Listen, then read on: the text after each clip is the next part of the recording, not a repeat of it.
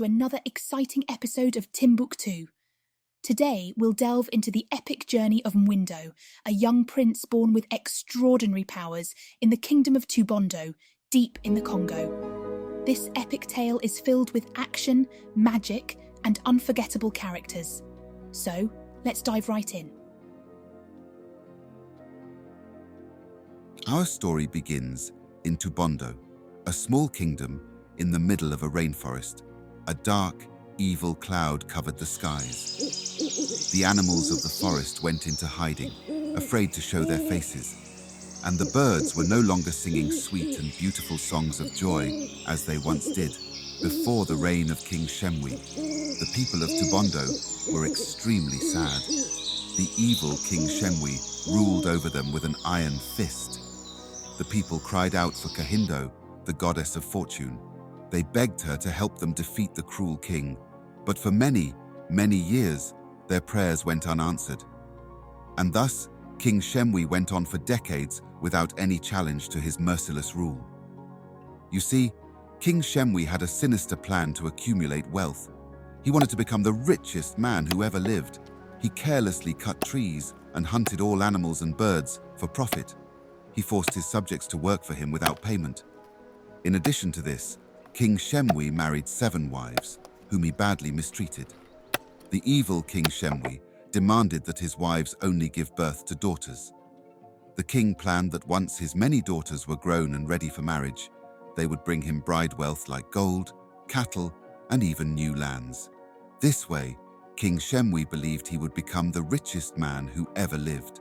He warned them that if they gave birth to boys, both the mother and child would be banished from the kingdom. But one day, his youngest wife, Nyamwi, gave birth to a son who she named Mwindo.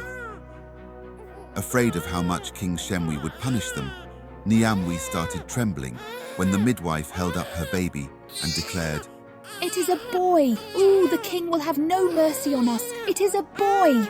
Ancient storytellers say that Mwindo had magical powers, even while still in the womb. While his mother Nyamwi was pregnant, her stomach was so big, many people thought she would produce twin daughters, maybe even triplets. That would have made the greedy King Shemwi very happy. Nyamwi's stomach had been so big that she was unable to perform many simple tasks. Nyamwi was unable to cook, fetch water, or even sweep her house. Yet miraculously, these tasks were done without her raising a finger. That is because Mwindo, even while still in the womb, used his magical powers to help his mother live comfortably. The boy had so much magic that he started walking and talking immediately after birth. Additionally, Mwindo was born carrying 3 objects. In his right hand, the baby carried a small metallic axe, and in the left hand, he carried a Flywhisk made using a buffalo tail. And across his shoulder, he wrapped a brown leather bag of the goddess of fortune, Kahindo. The goddess had finally answered the cries and prayers of the people of Tubondo. She allowed the birth of Prince Mwindo, all against King Shemwi's evil wishes. King Shemwi was out in the forest hunting when his servant Kasiyembe brought him the terrible news, saying, My lord, your ungrateful wife has given birth to a dangerous boy. He has strange magical powers that could threaten your wise rule. The king got very angry. He immediately started furiously riding his purple horse back to Tubondo. He vowed to destroy both his wife and their son, Prince Mwindo. When King Shemwi arrived in Tubondo, he immediately tried to destroy Prince Mwindo in several ways. First, he threw 6 consecutive spears at him, but Mwindo blocked them all using his magical Flywhisk. Second, the king commanded his huge guards to grab the prince, throw him into a bottomless pit. But as he fell, Mwindo opened the bag of fortune and removed an endless rope. He threw the rope into the skies, and it attached to a cloud, using it to climb back to the surface. When the king and his guards saw him back again, they grabbed him and sealed him inside a drum, which they then threw to the bottom of the roaring Congo River. Unsurprisingly, the drum surfaced and floated. but the magic of the drum kept him locked in, and Mwindo could not escape. Defeated, Mwindo decided to sail away inside the drum to seek refuge with his aunt Iyangura, who was the queen in the kingdom of Moanda. When King Shemwi learned that Prince Mwindo had survived, he went to seek advice on how to destroy him from Mwisa, the god of the Underworld. The king furiously rode his purple horse to a plantation of the spiky Kakota plants. He uprooted one plant, and instantly a portal to the Underworld opened. The king and his servant Kasiyembe jumped in and disappeared into the Underworld. Master Spider, too small to be noticed by any of them, also jumped in with them into the Underworld. Mwisa, the god of the Underworld, King Shemwi, and Kasiyembe held a secret meeting on how to destroy Mwindo. They were joined by their allies Mukiti the Serpent and Nkuba the Aardvark. They spent all night plotting ways to ensure that the prince was destroyed by the river before reaching his aunt. Master Spider, who had been listening in on all the plans from up in his web, silently crawled away. Because he favored Mwindo and hated King Shemwi's evil rule, Master Spider swiftly crawled back to the surface world to warn Mwindo of the plot against him. Mwindo was still inside the drum rolling down the river when Master Spider reached him. He weaved a series of webs along the trees lining the river. As the drum kept tumbling down, he followed it and spoke to Mwindo about the dangers that lay ahead of him. Spurred on by Master Spider's warning, Mwindo sailed on to Moanda to seek help from his aunt, Queen Iyangura. When the drum approached Moanda, it settled on a swamp near the edge of the river. The magic that had been used to seal it was so strong that, even with his axe, Mwindo was unable to break free. All he could do was strike it from the inside. 3 girls were near the river, fetching water, and immediately ran away when they saw the strange drum floating toward them. Soon, the 3 girls came back with 3 soldiers from Iyangura's home. The men tried to lift the drum, but it was too heavy for them. They called more reinforcements, but even 20 men were unable to lift Mwindo out of the river. Finally, Queen Iyangura came. She looked at the drum and immediately recognized the charm that bound it to the river as her brother's work. "Is it you, Mwindo?" she called into the drum. "Yes, Aunt, it is me." Iyangura took out a blade from under her robes and struck the drum, splitting it into 2. Mwindo came out unscathed, and the 2 of them walked back to the village together. "I know why you are here," the queen told Mwindo as they approached her homestead. "You need to be prepared for the coming battle." When they got to Queen Iyangura's house, she asked Mwindo to reach into his bag of fortune and give her the first thing his hand touches. He reached into the bag and gave her a yellow leaf. Iyangura took the leaf and pounded it in a small bowl. Then she added some milk into it. Then she gave Mwindo the mix to drink, saying, "That shall give you the strength and wisdom you need." Mwindo cried out in pain as he drank the mix, each drop burning his throat. He rolled on the ground in pain, but when it was finally done, he woke up feeling better than ever. Mwindo then told his aunt that he planned to return to Tubondo alone the next day, but Iyangura persuaded him to take her and a handful of warriors to his aid.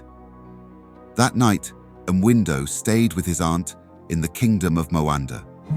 She threw her nephew a big party, and all the musicians brought out their best drums, and the dancers brought their best anklets and moves. They feasted on a meal of goat meat and fish, and many vegetables, and drank milk throughout the night. The people of Moanda danced around the bonfire lit in Mwindo's honor as the full moon shone above them, and all were happy.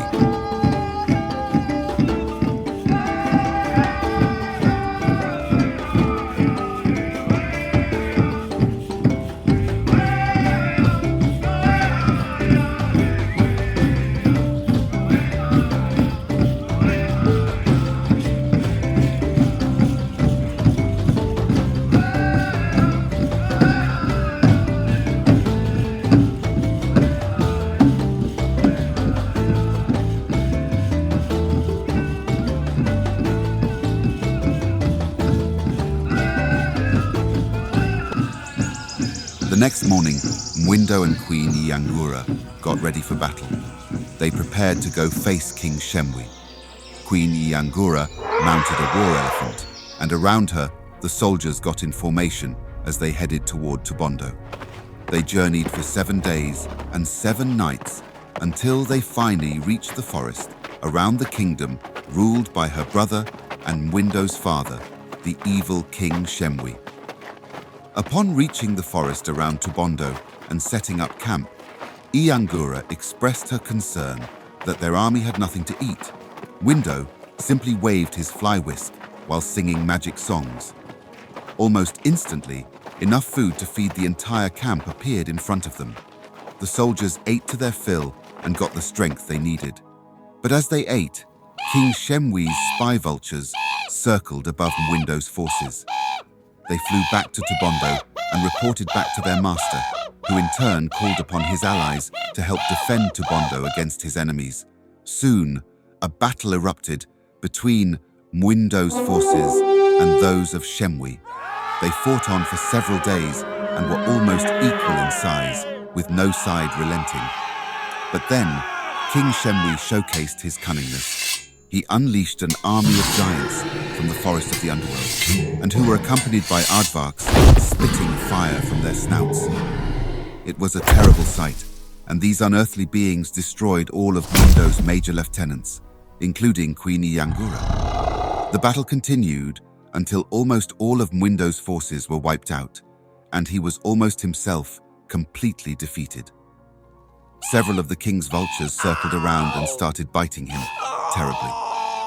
And Mwindo managed to fight some of them away using his Flywhisk, but the evil birds were unrelenting and continued to pierce into his skin, leaving it red with large open wounds. He was almost out of breath, and at the last minute, Mwindo raised his axe to the heavens to call upon Nkuba, the lightning god, for assistance. Almost instantly, 7 lightning bolts struck the remaining forces of King Shemwi. The king, sensing that he was losing the battle, immediately jumped upon his purple horse and rushed toward the Kikota plantations, as Mwindo shot lightning at him while chasing on foot.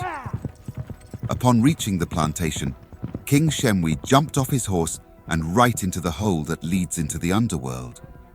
Entered the hole into the Underworld, his path was blocked by Mukiti the Serpent, who had 7 heads that filled the entire path. "You shall not enter," declared Mukiti, while he glared at Mwindo. But Mwindo simply used his axe to dig under the whole sandy floor, re-emerging after passing by Mukiti, and continued on his quest. But as soon as Mwindo exited the tunnel he dug, he found Kasiyembe waiting for him.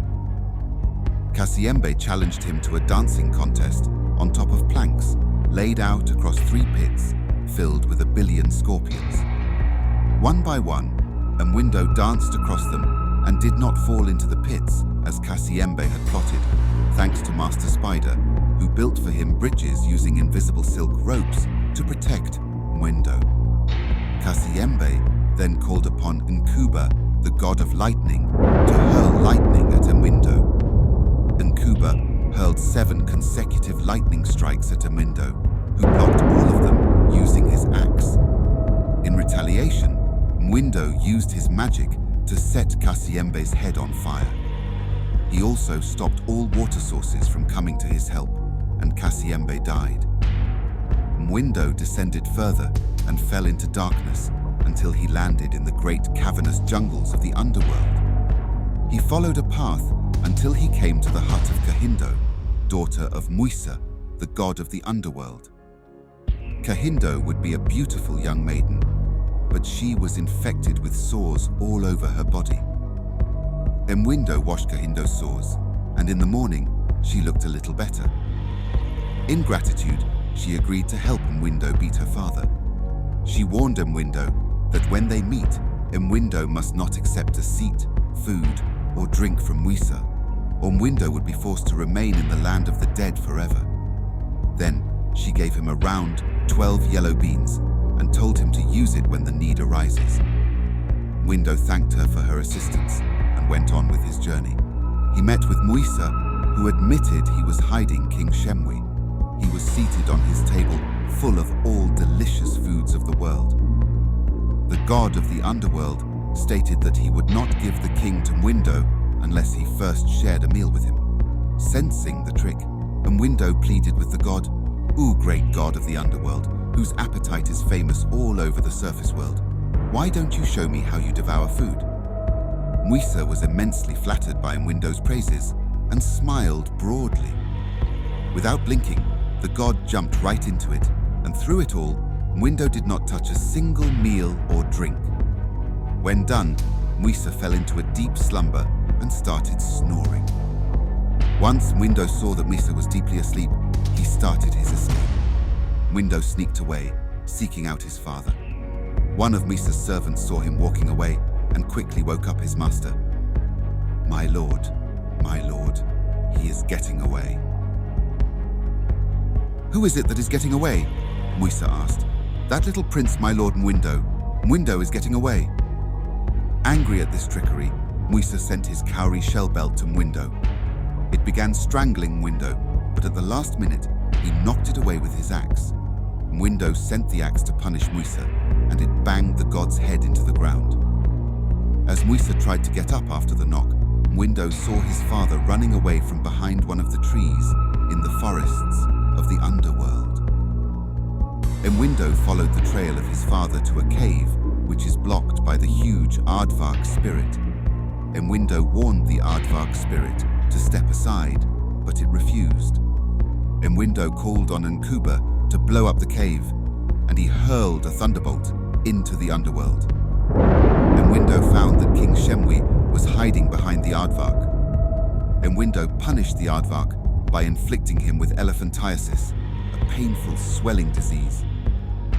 In the midst of this, and before Mwindo could catch up with him, King Shemwi ran towards a tunnel and jumped back into the surface world.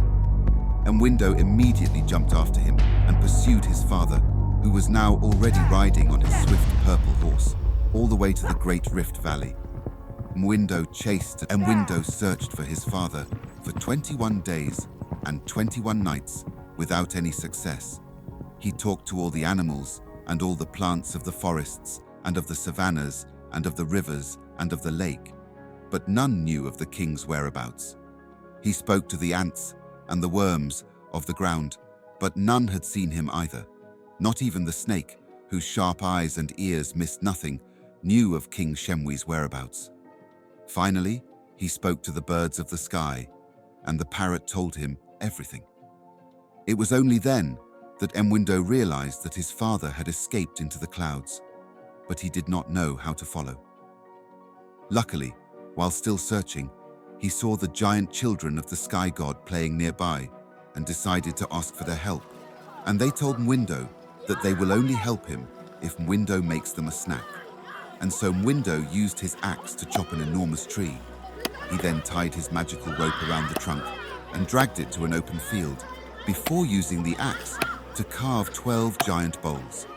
From his bag, he brought out the 12 beans given to him by Kahindo and put one in each bowl. As soon as he placed a seed in a bowl, the bowl filled up with many good things to eat. Then he gave one bowl to each of the giant children. As the children finished their snacks, they turned the bowls upside down and stacked them up, making a stairway into the clouds. Mwindo climbed the bowls and came to the village of the sky god, Sheburungu. Sheburungu refused to give up King Shemwi unless Mwindo gambled for him. The sky god brought forth a massive board game with 8 holes filled with pebbles on each side, and he challenged Mwindo to a game. The sky god's musicians came forth and started beating drums and stringing lyres as their master played against Mwindo. Mwindo wagered all his cattle from Tubondo and lost. He bet all his houses and lost. He then wagered all his people, even his mother and his aunt, and lost. Finally, he bet his axe and began winning. He won back his cattle, he won back his houses, he won back his people, he won back his mother and aunt's lives. Mwindo won everything back, and then some more until he owned all the sky god's town and his father's life. King Shemwi was then brought forth in chains, and Sheburungu told Mwindo that the king was his to do with as he pleases. "But be careful, young prince," Sheburung said. "Vengefulness brings no healing." Mwindo nodded and gave the sky god back his town. He then walked down the steps and retraced his steps back to the surface world, closely followed by his father in chains and escorted by guards of the sky god. When they got to the surface world, the sky god's guards handed over King Shemwi to Mwindo and then slowly floated back to the skies. Mwindo was received on the surface world by Iyangura, who, driven by pity for her brother the king, hugged him despite his evil ways. Iyangura tearfully begged her nephew to show mercy. She implored Mwindo not to destroy his father and to revive Kasiyembe the servant. Mwindo, moved by her compassion, waved his Flywhisk over Kasiyembe's face. Suddenly, Kasiyembe was resurrected. Kasiyembe repented and acknowledged Mwindo's superiority. Mwindo then retraced his steps into the underworld. He cured Nkuba of elephantiasis. He healed Mwisa's wounds, but when Mwisa offered his daughter Kahindo to him in marriage, Mwindo refused. He had to return to the world and marry a human maiden. Mwindo returned to Tubondo, helped rebuild the city, and ruled as a wise and powerful king. He had 3 brass thrones made, which floated 10 feet off the ground, and Mwindo sat in the middle, his aunt on the right, and his imprisoned father on the left. Shemwi's punishment was to live the rest of his life watching his son be a better ruler than he was. Thus, the just King Mwindo ruled. And as Mwindo took the throne, the forest around Tubondo came alive as the animals, which had been in hiding, once again emerged. The flowers in all their colors created a beautiful display. Butterflies circled the skies, and birds sang on as they celebrated the liberation of Tubondo and the triumph of good over evil. And that, dear viewers, wraps up another enchanting tale here on Timbuktu. We hope it transported you to a world of magic, wisdom, and tradition.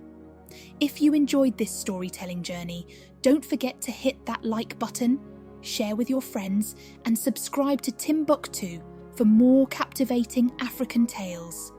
And hey, before we part ways, let us know in the comments which African folklore you'd like us to explore next. Your suggestions fuel the magic of this channel. Until next time, stay curious, stay enchanted, and keep exploring the tales of Timbuktu. See you soon.